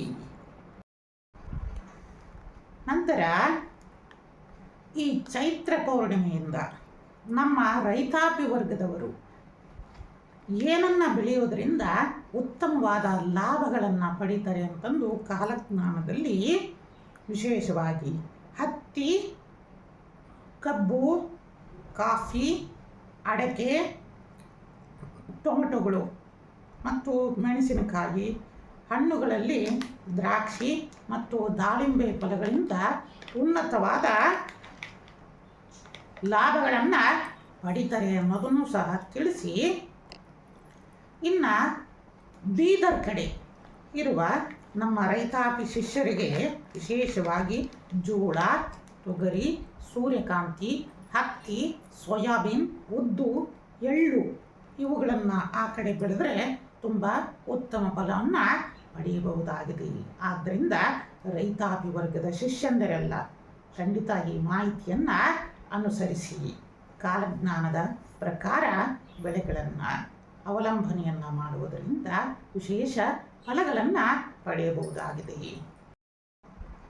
ನಂತರ ಕಲಬುರಗಿ ಕಡೆ ವಿಶೇಷವಾಗಿ ತೊಗರಿಬೇಳೆ, ಬೇಳೆಕಾಳಿನಂತಹ ಪದಾರ್ಥಗಳನ್ನು ಬೆಳೆಯೋದು, ಹೆಸರು, ಸಜ್ಜೆ, ನವಣೆ, ಜೋಳ ಮತ್ತು ಹಣ್ಣುಗಳಲ್ಲಿ ದಾಳಿಂಬೆ, ದ್ರಾಕ್ಷಿ ಮತ್ತು ತರಕಾರಿನಲ್ಲಿ ವಿಶೇಷವಾಗಿ ಟೊಮೆಟೊ, ಚೋಳಿಕಾಯಿ, ಮೆಣಸಿನಕಾಯಿ, ಹತ್ತಿ ಇಂತಹ ಪದಾರ್ಥಗಳನ್ನು ಸಹ ಬೆಳೆಯುವುದರಿಂದ ವಿಶೇಷ ಫಲವನ್ನು ಪಡೆಯಬಹುದಾಗಿದೆ. ಇನ್ನು ಉತ್ತರ ಕರ್ನಾಟಕದ ಕಡೆ, ಉತ್ತರ ಕನ್ನಡ ಅಡಿಕೆ, ತೆಂಗು, ಭತ್ತವನ್ನು ಬೆಳೆಯುವುದರಿಂದ, ಉಡುಪಿಯ ಕಡೆಯೂ ಸಹ ತೆಂಗು, ಅಡಿಕೆ, ಭತ್ತವನ್ನು ಬೆಳೆಯೋದು, ವೆನಿಲಾದಂತಹ ಬೆಳೆಯೋದು ಮತ್ತು ತರಕಾರಿ ಸೊಪ್ಪುಗಳನ್ನು ಸಹ ಬೆಳೆಯುವುದರಿಂದ ವಿಶೇಷ ಫಲವನ್ನು ಪಡಿತಾ ಬರ್ತೀರಾ. ಇನ್ನು ದಕ್ಷಿಣ ಕನ್ನಡದ ರೈತಾಪಿ ವರ್ಗದವರಿಗೆ ಅಡಿಕೆ, ತೆಂಗು, ಭತ್ತಾದಿಗಳು ಮತ್ತು ಸೊಪ್ಪು ಮತ್ತು ತರಕಾರಿಗಳು ಮತ್ತು ತೋಟಗಾರಿಕೆ ಮತ್ತು ಮಾವಿನ ಫಲಗಳನ್ನು ಸಹ ಬೆಳೆಯುವುದರಿಂದ ಉತ್ತಮ ಲಾಭವನ್ನು ಪಡೆಯಬಹುದಾಗಿದೆ. ಇನ್ನು ಕೊಡಗಿನ ಕಡೆ ಕಾಫಿ, ಮೆಣಸು, ಏಲಕ್ಕಿ ಮತ್ತು ಮಸಾಲೆ ಪದಾರ್ಥಗಳನ್ನು ಬೆಳೆಯುವುದು ಮತ್ತು ಹಾಸನ ಕಡೆ ಭತ್ತ, ಕಾಫಿ, ಜೋಳ, ರಾಗಿ, ಸಜ್ಜೆಗಳನ್ನು ಸಹ ಬೆಳೆಯಬಹುದಾಗಿದೆ. ಚಿಕ್ಕಮಗಳೂರಿನ ಕಡೆ ಮೆಣಸು, ಅಡಿಕೆ, ಕಾಫಿ, ಏಲಕ್ಕಿ, ಲವಂಗ ಮತ್ತು ಕಾಡು ಮೆಣಸು ಇಂತಹ ಪದಾರ್ಥಗಳನ್ನು ಸಹ ಬೆಳೆಯುವುದು. ಶಿವಮೊಗ್ಗ ಕಡೆ ಮೆಣಸು, ಅಡಿಕೆ, ಭತ್ತ, ಜೋಳ ಮತ್ತು ಗೋಧಿಯನ್ನು ಸಹ ಬೆಳೆಯಬಹುದಾಗಿದೆ. ಕೋಲಾರದ ಕಡೆ ರೈತಾಪಿ ವರ್ಗದವರು ಟೊಮೊಟೊ ಮತ್ತು ತರಕಾರಿಗಳು ಮತ್ತು ಹೂಗಾರಿಕೆ, ಏಕೆಂತಂದರೆ ಚಂದ್ರ ಮತ್ತು ಬುಧನ ಸಂಚಾರ ಮತ್ತು ಗುರುವಿನ ಮತ್ತು ಶುಕ್ರನ ಸಂಚಾರಗಳು ಕೋಲಾರದ ಕಡೆ ಬರ್ತೀವಿ. ಅವು ಕೆಲವೊಂದು ಪ್ರಶ್ನಾಶಾಸ್ತ್ರದಲ್ಲಿ ನೋಡಿದಾಗ ಹೂಗಾರಿಕೆಯನ್ನು, ಫ್ಲವರ್ಸ್ನ ವರ್ಕ್ ಮಾಡೋದು ಮತ್ತು ಚಂದ್ರನಿಗೂ ಆಧಿಪತ್ಯ ಚೆನ್ನಾಗಿರೋದ್ರಿಂದ ಪ್ರಶ್ನಾಕುಂಡಿನಲ್ಲಿ ಈ ಡೈರಿ ಫಾರ್ಮ್ ಮಾಡೋದು ಮತ್ತು ಹಾಲಿನಿಂದನೂ ತುಂಬ ಉತ್ತಮವಾದ ಕೋಲಾರದಲ್ಲಿ ರೈತಾಪಿ ವರ್ಗದವರಿಗೆ ಹಾಲು ಉತ್ಪಾದನೆಯಲ್ಲಿ ಅಂದರೆ ಹಾಲಿನ ಐಟಮ್ಸ್ಗಳು ಎಲ್ಲ ಆಗಿರ್ಬೋದು, ಹಾಲು, ಮೊಸರು, ತುಪ್ಪ, ಇದರಿಂದ ಅಂದರೆ ಉತ್ತಮ ಬೆಲೆಯನ್ನು ಬರುವಂತಹ, ಇದರಿಂದ ರೈತರಿಗೆ ಒಳ್ಳೆಯದಾಗಬೇಕು, ಅವರು ಇನ್ನೂ ಉತ್ತಮವಾಗಿ ಹೆಚ್ಚಿನ ರೀತಿಯಲ್ಲಿ ಬೆಳವಣಿಗೆ ಉಂಟಾಗಬೇಕು ಕಾಲಜ್ಞಾನದಲ್ಲಿ ನಮ್ಮ ಶ್ರೀಪೀಠದ ಉದ್ದೇಶ. ಆದ್ದರಿಂದ ಆ ರೈತಾಪಿ ವರ್ಗದವರಿಗೂ ಸಹ ಮತ್ತು ಹೂಗಾರಿಕೆ ಮತ್ತು ಈರುಳ್ಳಿ ಇಂಥ ಇದರೊಳಗೆಲ್ಲ ಬೆಳೆದು ಇಂಪೋರ್ಟ್ ಎಕ್ಸ್ಪೋರ್ಟ್ಗಳನ್ನು ರೈತಾಪಿ ವರ್ಗದವರು ಮಾಡೋದರಿಂದ ಅಧಿಕ ಲಾಭವನ್ನು ಪಡಿತಾ ಬರ್ತೀರಾ. ಇನ್ನು ಚಿಕ್ಕಬಳ್ಳಾಪುರದವರು ದ್ರಾಕ್ಷಿ, ಟೊಮೊಟೊಗಳನ್ನು ಬೆಳೆಯೋದು, ಮೆಣಸಿನಕಾಯಿಗಳನ್ನು ಬೆಳೆಯೋದು ಮತ್ತು ಕ್ಯಾರೆಟು, ಮೂಲಂಗಿ, ಬದನೆಕಾಯಿಗಳನ್ನು ಬೆಳೆಯೋದು ಮತ್ತು ಹೂಗಳನ್ನು ಇವರೂ ಸಹ ಬೆಳೆದು ಅಂದರೆ ಫಾರಿನ್ಗೆ ಎಕ್ಸ್ಪೋರ್ಟ್ ಮಾಡೋವಂಥ ಆಯ್ತಂದರೆ ಖಂಡಿತ ನಮ್ಮ ರೈತರ ಜೀವನದಲ್ಲಿ ಆ ಜಗನ್ಮಾತಾ ಇಷ್ಟಕಾಮೀಶ್ವರಿ ಅನುಗ್ರಹ ಮಾಡ್ತಾ ಬರ್ತಾಳೆ. ಇನ್ನು ತುಮಕೂರಿನ ರೈತಾಪಿ ವರ್ಗದವರಿಗೆ ರಾಗಿಯನ್ನು ಬೆಳೆಯೋದು, ಭತ್ತವನ್ನು ಸಹ ಬೆಳೆಯೋದು, ಮತ್ತು ಕಡಲೆ ಕಾಳುಗಳನ್ನು ಬೆಳೆಯೋದು, ಮತ್ತು ಸೂರ್ಯಕಾಂತಿಯನ್ನು ಬೆಳೆಯೋದು, ಮತ್ತು ಅಡಿಕೆಯನ್ನು ಸಹ ಬೆಳೆಯೋದು, ಮತ್ತು ಬಾಳೆಯನ್ನು ಬೆಳೆಯೋದು, ಮತ್ತು ಹಲಸುಗಳನ್ನು ಬೆಳೆಯೋದು, ಮತ್ತು ಕಬ್ಬನ್ನು ಸಹ ಬೆಳೆಯೋದರಿಂದ ವಿಶೇಷವಾದ ಅನುಗ್ರಹವನ್ನು ಪಡಿತಾ ಬರ್ತೀರಾ. ಇನ್ನು ಮಂಡ್ಯದ ರೈತಾಪಿ ವರ್ಗದವರಿಗೆ ಕಬ್ಬನ್ನು ಬೆಳೆಯೋದು, ಭತ್ತವನ್ನು ಬೆಳೆಯೋದು ಮತ್ತು ವಿಶೇಷವಾಗಿ ಉದ್ದಿನ ಕಾಳು ಮತ್ತು ಸಜ್ಜೆ, ನವಣೆ ಮತ್ತು ತರಕಾರಿಗಳನ್ನು ಸಹ ಬೆಳೆಯುವುದರಿಂದ ಮಂಡ್ಯದ ರೈತಾಪಿ ವರ್ಗದವರಿಗೂ ಸಹ ಶುಭ ಉಂಟಾಗ್ತಾ ಬರುತ್ತೆ. ಇನ್ನು ಮೈಸೂರಿನ ರೈತಾಪಿ ವರ್ಗದವರು ಏನನ್ನು ಬೆಳೆದ್ರೆ ಬೆಸ್ಟು ಅಂತಂದರೆ ಕಬ್ಬನ್ನು ಬೆಳೆಯೋದು, ಬಾಳೆಹಣ್ಣಿನಲ್ಲೇ ನಾನಾ ವಿಧವಾದ ಐಟಮ್ಸ್ಗಳಿದ್ದಾವೆ ಅವನ್ನು ಸಹ ಬೆಳೆಯೋದು, ಮತ್ತು ತೋಟಗಾರಿಕೆಯನ್ನು ಮತ್ತು ಮಾವಿನ ಫಲವನ್ನು ಬೆಳೆಯೋದು, ಭತ್ತವನ್ನು ಬೆಳೆಯೋದು ಮತ್ತು ರಾಗಿಯನ್ನು ಸಹ ಬೆಳೆಯೋದರಿಂದ ವಿಶೇಷ ಲಾಭಗಳನ್ನು ಪಡಿತಾ ಬರ್ತೀರಾ. ಇನ್ನು ಬೆಂಗಳೂರಿನ ಅರ್ಬನ್ ಅಂದರೆ ಗ್ರಾಮಾಂತರದ ರೈತಾಪಿ ವರ್ಗದವರು ಏನನ್ನು ಬೆಳೆದರೆ ಬೆಸ್ಟು ಅಂತಂದರೆ ಸಾವಯವ ಕೃಷಿಗಳನ್ನು ಮಾಡುವುದು, ಇವರೂ ಸಹ ತರಕಾರಿಗಳನ್ನು ಬೆಳೆಯುವುದು, ರಾಗಿಯನ್ನು ಬೆಳೆಯುವುದು ಮತ್ತು ಭತ್ತಗಳನ್ನು ಸಹ ಬೆಳೆಯುವುದರಿಂದ ಲಾಭವನ್ನು ಪಡಿತಾ ಬರ್ತೀರಾ. ಹೆಚ್ಚಾಗಿ ನೋಡಿ, ಕೋಲಾರ ಮತ್ತು ಬೆಂಗಳೂರು ಮತ್ತು ಚಿಕ್ಕಬಳ್ಳಾಪುರ ಮತ್ತು ಬೆಂಗಳೂರಿನ ಕಡೆಯೂ ಸಹ ಚಂದ್ರನ ದೃಷ್ಟಿ ಮತ್ತು ಶುಕ್ರನ ದೃಷ್ಟಿ ಚೆನ್ನಾಗಿರೋದ್ರಿಂದ ಹೂಗಳನ್ನು ಬೆಳೀರಿ, ಇದರಿಂದ ಉತ್ತಮ ಲಾಭಗಳನ್ನು ಸಹ ಪಡಿತಾ ಬರ್ತೀರಾ. ಮತ್ತು ಡೈರಿ ಫಾರ್ಮ್ನಲ್ಲೂ ಸಹ ಉತ್ತಮವಾದ ಲಾಭವನ್ನು ಪಡೆಯುವ ಸೂಚನೆ ಚೆನ್ನಾಗಿ ಕಾಣ್ತಾ ಇದೆ. ಮತ್ತು ರಾಗಿಯನ್ನು ಬೆಂಗಳೂರಿನ ರೂರಲ್ ಕಡೆ ಯಾವ್ಯಾವ ರೈತಾಪಿ ಬರ್ತೀರಾ ಅವರೆಲ್ಲ ಸಹ ರಾಗಿ, ಭತ್ತ, ತರಕಾರಿಗಳನ್ನು ವಿಶೇಷವಾಗಿ ತರಕಾರಿಗಳ ಮೇಲೆ ತುಂಬ ಚೆನ್ನಾಗಿದೆ. ಬೆಂಗಳೂರು ರೂರಲ್ ಯಾವ್ಯಾವ ಕಡೆ ಬರುತ್ತೆ ಯಾಕಂದರೆ ಅಕ್ಷಾಂಶ ರೇಖಾಂಶಗಳನ್ನು ಚೆಕ್ ಮಾಡಿದಾಗ ಅದನ್ನು ನೋಡಿಕೊಂಡು ತರಕಾರಿಗಳನ್ನು ಹೆಚ್ಚಾಗಿ ಬೆಳೆಯೋದ್ರಿಂದ ನಿಮಗೆ ಅತ್ಯಧಿಕ ಲಾಭಗಳು ಉಂಟಾಗ್ತಾ ಬರುತ್ತೆ. ಮತ್ತು ಫ್ಲವರಿಂದ ಹೊಡ್ತೀನಿ ಅಂದರೆ ಫ್ಲೋರಿಕಲ್ಚರ್ ಅಂತಂದೇಳಿ ಅಂತೀವಿ, ಅದನ್ನು ಅಂದರೆ ಫ್ಲವರ್ಗೆ ಸಂಬಂಧಪಟ್ಟಂತಹ ಎಲ್ಲ ಹೂಗಾರಿಕೆಯನ್ನು ಮಾಡೋದು, ತೋಟಗಾರಿಕೆಯನ್ನು ಮಾಡೋದ್ರಿಂದ ವಿಶೇಷವಾದ ಲಾಭಗಳನ್ನು ಪಡಿತಾ ಬರ್ತೀರಾ. ಮತ್ತು ಯಾದಗಿರಿ ಕಡೆ ಇರುವ ರೈತಾಪಿ ವರ್ಗದವರು ಕಡಲೆಕಾಳನ್ನು ಬೆಳೆಯೋದು, ತೊಗರಿ ಕಾಳನ್ನು ಬೆಳೆಯೋದು, ಜೋಳವನ್ನು ಬೆಳೆಯೋದು ಮತ್ತು ಭತ್ತವನ್ನು ಸಹ ನೀವು ಬೆಳೆಯಬಹುದು. ಮತ್ತು ಹೆಚ್ಚಾಗಿ ಭತ್ತನ 100ಕ್ಕೆ 20% ಮಾಡಿ ಆ ಕಡೆ ಅಷ್ಟೊಂದು ಚಂದ್ರನ ಪ್ರಭಾವ ಇಲ್ಲ. ಆದರೆ ಜೋಳ, ಸಜ್ಜೆ, ನವಣೆ, ಹತ್ತಿನಲ್ಲೂ ಸಹಿತನೂ ತುಂಬ ಪ್ರಭಾವವಿದೆ. ನೀವು ಹತ್ತಿಯನ್ನು ಸಹ ಬೆಳೆಯೋದ್ರಿಂದ ಆ ಕಡೆ ರೈತಾಪಿ ವರ್ಗ ತುಂಬ ಅಧಿಕ ಲಾಭವನ್ನು ನೀವು ಪಡಿತಾ ಬರ್ತೀರಾ. ಅದರ ಜೊತೆಯಲ್ಲಿ ಉದ್ದನ್ನು ಸಹ ಬೆಳೀತಾ ಬನ್ನಿ. ಮತ್ತು ತೊಗರಿ ಮತ್ತು ಎಳ್ಳು ಮತ್ತು ವಿಶೇಷವಾಗಿ ಗೋಧಿಯನ್ನು ಸಹ ಮತ್ತು ಕೇತುವಿನ ದೃಷ್ಟಿನೂ ಚೆನ್ನಾಗಿರೋದ್ರಿಂದ ಹುರುಳಿಯನ್ನು ಸಹ ಬೆಳೆಯಬಹುದಾಗಿದೆ. ಆದ್ದರಿಂದ ಯಾದಗಿರಿ ರೈತಾಪಿ ವರ್ಗದವರು. ಇನ್ನು ರಾಯಚೂರಿನ ರೈತಾಪಿ ವರ್ಗದವರಿಗೆ ಸೂರ್ಯಕಾಂತಿಯನ್ನು ಹೆಚ್ಚಾಗಿ ಬೆಳೆಯೋದು, ಅಲ್ಲಿ ಸೂರ್ಯನ ಪ್ರಭಾವ ತುಂಬ ಚೆನ್ನಾಗಿದೆ. ಹೀಗಾಗಿ ಸೂರ್ಯಕಾಂತಿ ಮತ್ತು ಹುರುಳಿ, ಸೋಯಾಬೀನ್ ಮತ್ತು ಹತ್ತಿಯನ್ನು ಸಹ ನೀವು ಬೆಳೆಯಬಹುದಾಗಿದೆ. ಮತ್ತು ಭತ್ತ, ರಾಗಿಯನ್ನು ಸಹ ಬೆಳೆಯಬಹುದು. ಮತ್ತು ಹುರುಳಿಕಾಳು, ಸೋಯಾಬೀನ್ ಅಂತಲೂ ಸಹ ಬೆಳೆಯಬಹುದು. ಮತ್ತು ಕೊಪ್ಪಳದ ಕಡೆಯೂ ಸಹ ಮೆಕ್ಕೆಜೋಳವನ್ನು ಬೆಳೆಯೋದು, ಮತ್ತು ಹತ್ತಿಯನ್ನು ಬೆಳೆಯೋದು ಮತ್ತು ಭತ್ತವನ್ನು ಸಹ ಬೆಳೆಯಬಹುದಾಗಿದೆ.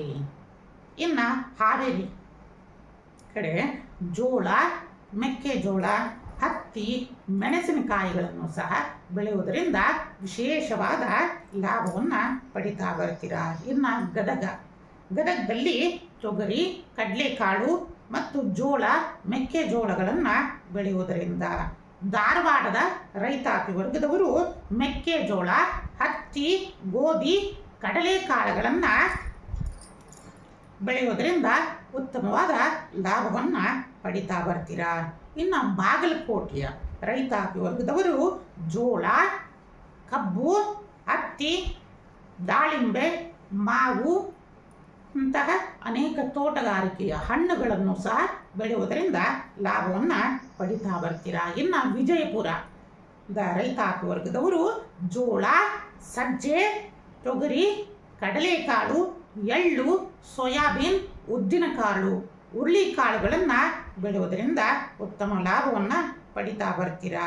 ಇನ್ನು ಬೆಳಗಾವಿ ಕಬ್ಬು, ಮೆಕ್ಕೆಜೋಳ, ಭತ್ತ, ಹುರುಳಿಕಾಳು, ತೊಗರಿಕಾಳು, ಉದ್ದಿನಕಾಳು, ಸೋಯಾಬೀನ್ ಬೆಳೆಯುವುದರಿಂದ ಉತ್ತಮವಾದ ಲಾಭವನ್ನು ಪಡಿತಾ ಹೋಗ್ತೀರಾ ಅಂತಂದು ತಿಳಿಸುತ್ತಾ ಶ್ರೀಪೀಠದಿಂದ ಸಕಲ ನಮ್ಮ ಕರ್ನಾಟಕದ ಎಲ್ಲ ರೈತಾಪಿ ವರ್ಗದವರಿಗೂ ಸಹ ಆ ಜಗನ್ಮಾತಾ ಇಷ್ಟಕಾಮೀಶ್ವರಿ ಅನುಗ್ರಹವನ್ನು ಮಾಡಲಿ, ಉತ್ತಮವಾದ ಫಲಗಳನ್ನು ರೈತಾಪಿ ವರ್ಗದವರಿಗೆ ನೀಡಲಿ. ರೈತಾಪಿ ವರ್ಗದವರು ಮತ್ತು ರೈತಾಪಿ ವರ್ಗದ ಸಕಲ ಯುವಕ ಯುವತಿಯರಿಗೆ ಉತ್ತಮವಾದ ಉದ್ಯೋಗ ಭಾಗ್ಯಗಳು ಸಿಗ್ತಾ ಬರಲಿ ಅಂತಂದು ಸಹ ಶ್ರೀಪೀಠದಿಂದ ವಿಶೇಷವಾದ ಅನುಗ್ರಹವನ್ನು ಮಾಡ್ತಾ ಇದ್ದೀವಿ.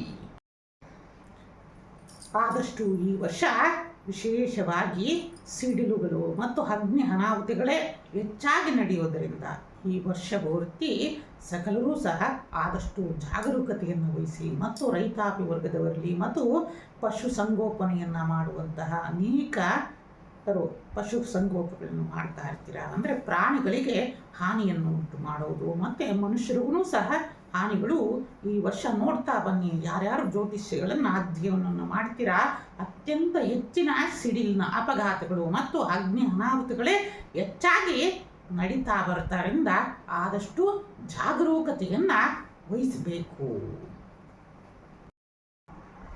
ನಂತರ ಕಾಲಜ್ಞಾನದಲ್ಲಿ ನಿಮಗೆ ಜನವರಿನಲ್ಲೂ ಸಹ ತಿಳಿಸಿದ್ವಿ, ಮತ್ತು ಈ ಯುಗಾದಿ ಪರಾಭವನಾಮ ಸಂವತ್ಸರದಲ್ಲೂ ಸಹ ನಿಮ್ಮೆಲ್ಲರಿಗೂ ಸಹ ತಿಳಿಸಿದ್ವಿ. ನಮ್ಮ ಭಾರತದ ಹೆಮ್ಮೆಯ ಪ್ರಧಾನಮಂತ್ರಿಗಳಾದ ಶ್ರೀಯುತ ನರೇಂದ್ರ ಮೋದಿಜಿಯವರು ಸಹ ಆದಷ್ಟು ಎಚ್ಚರಿಕೆಯನ್ನು ವಹಿಸಬೇಕು ಅಂತಂದು, ಆದ್ದರಿಂದ ವಿಶೇಷವಾಗಿ ಕಾಲಜ್ಞಾನದ ಪ್ರಕಾರ ಮತ್ತು ಅನೇಕ ನಮ್ಮ ತಾಳಿಗರಿಯ ಶಾಸ್ತ್ರಗಳಲ್ಲಿ ನೋಡಿದಾಗ ಅದಕ್ಕೆ ಅನೇಕ ಪರಿಹಾರಗಳನ್ನು ಸಹ ತಿಳಿಸಿದೆ. ಆದ್ದರಿಂದ ಅದೇ ರೀತಿಯಿಂದ ಶ್ರೀಪೀಠದಿಂದಲೇ ಮೊದಲನೆಯ ಪರಿಹಾರಗಳು ಯಾವ ಯಾವ ಪೂಜಾದಿಗಳನ್ನು ಮಾಡಬೇಕು ಅದನ್ನೆಲ್ಲ ಸಹ ದೇಶದ ಸುರಕ್ಷತೆಗೋಸ್ಕರ ಪ್ರಾರಂಭವನ್ನು ಮಾಡಿದ್ದೀವಿ. ಇದರಿಂದ ಅವರಿಗೆ ಬರ್ತಾ ಇರುವ ಅನೇಕ ಅಪಾಯಗಳು ಸಹ ದೂರ ಸರಿತವೆ ಅನ್ನೋದನ್ನು ಸಹ ತಿಳಿಸ್ತಾ ಇದ್ದೀವಿ. ಏಕೆಂತಂದರೆ ಶ್ರೀಪೀಠದಿಂದ ಮೊಟ್ಟ ಮೊದಲು ಇಡೀ ದೇಶದಲ್ಲಿ ಮೊಟ್ಟ ಮೊದಲಿಗೆ ನೋಡಿ, ನಮ್ಮ ಪವರ್ ಟಿವಿಯಿಂದ ಮೊಟ್ಟ ಮೊದಲಿಗೆ ತಿಳಿಸ್ತಾ ಇದ್ದೀವಿ. ಅವರು ಆ ಅಪಾಯಗಳಿಂದ ಖಂಡಿತ ಪಾರಾಗ್ತಾರೆ ಅನ್ನೋದನ್ನು ಸಹ ತಿಳಿಸಿದ್ದೀವಿ. ಯಾಕಂತಂದರೆ ಕಾಲಜ್ಞಾನದಲ್ಲಿ ಒಂದು ಸಮಸ್ಯೆಯನ್ನು ತೋರಿಸ್ತಾ ಇತ್ತಂದರೆ ಅದಕ್ಕೆ ಪರಿಹಾರಗಳನ್ನು ತೋರಿಸ್ತದೆ. ಹೀಗಾಗಿ ಶ್ರೀಪೀಠದ ಒಂದು ಉದ್ದೇಶ ಒಳ್ಳೆಯವರಿಗೆ ಸದಾ ಒಳ್ಳೆಯದೇ ಆಗಬೇಕು ಅಂತಂದು. ಆದ್ದರಿಂದ ಇಡೀ ನಮ್ಮ ಎಲ್ಲ 140 ಕೋಟಿ ಭಾರತೀಯರ ಪರವಾಗಿ ಆ ಜಗನ್ಮಾತೆ ಇಷ್ಟಕಾಮೀಶ್ವರಿಯಲ್ಲಿ ಪ್ರಾರ್ಥನೆಯನ್ನು ಮಾಡಿದ್ದೀವಿ. ನಮ್ಮ ಹೆಮ್ಮೆಯ ಪ್ರಧಾನಮಂತ್ರಿಗಳಿಗೆ ಆಯುಷ್ಯ, ಆರೋಗ್ಯ, ಭಾಗ್ಯವನ್ನು ಅನುಗ್ರಹವನ್ನು ಮಾಡಲಿ ಅಂತಂದೇಳಿ ಜಗನ್ಮಾತೆಯಲ್ಲಿ ಕೇಳಿ ವಿಶೇಷವಾಗಿ ಈ ಅಧಿಕ ಮಾಸದಲ್ಲಿ ವಿಶೇಷವಾದ ಯಾಗ ಯಜ್ಞಾದಿಗಳನ್ನು ಸಹ ಶ್ರೀಪೀಠದಲ್ಲಿ ಹಮ್ಮಿಕೊಂಡಿದೆ. ಇದರಿಂದ ಸಕಲ ಭಕ್ತಾದಿಗಳು ಸಹ ಈ ಮಹಾಯಾಗದಲ್ಲಿ ಭಾಗವಹಿಸಿ ಮತ್ತು ಈ ಪ್ರಸಾದವನ್ನು ಸಹ ಅವರಿಗೂ ಸಹ ತಲುಪಿಸಲಿಕ್ಕೆ ಎಲ್ಲರೂ ಸಹ ಪ್ರಯತ್ನವನ್ನು ಮಾಡಿ ಅಂತಂದು ಸಹ ತಿಳಿಸುತ್ತಾ, ಇನ್ನೊಂದು ಜನವರಿ 1 ಸಹ ತಿಳಿಸಿದ್ವಿ. ವಿಶ್ವದ ಮಹಾನ್ ನಾಯಕರುಗಳು ಸಹ ಕಣ್ಮರೆಯಾಗ್ತಾರೆ ಅಂತಂದು. ಹೀಗಾಗಿ ಕಾಲಜ್ಞಾನದ ಸೂಚನೆಯ ಪ್ರಕಾರ ಮತ್ತು ಈ ಪರಾಭವ ನಾಮ ಸಂವತ್ಸರದಲ್ಲಿ ನಿಮಗೆ ತಿಳಿಸಿದ್ದೀವಿ, ಬರುವ 2028 ಮಾರ್ಚ್ 18ರ ಒಳಗಡೆ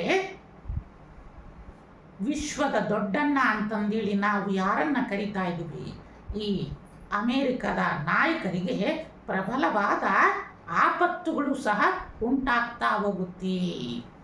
ಅವರ ಪ್ರಾಣಕ್ಕೆ ಸಹ ಕಂಟಕಗಳು ಎದುರಾಗಬಹುದು. ಅವರು ಕಣ್ಮರೆಯಾಗುವಂತಹ ಅನೇಕ ದುರ್ಘಟನೆಗಳು ನಡೆಯಬಹುದು.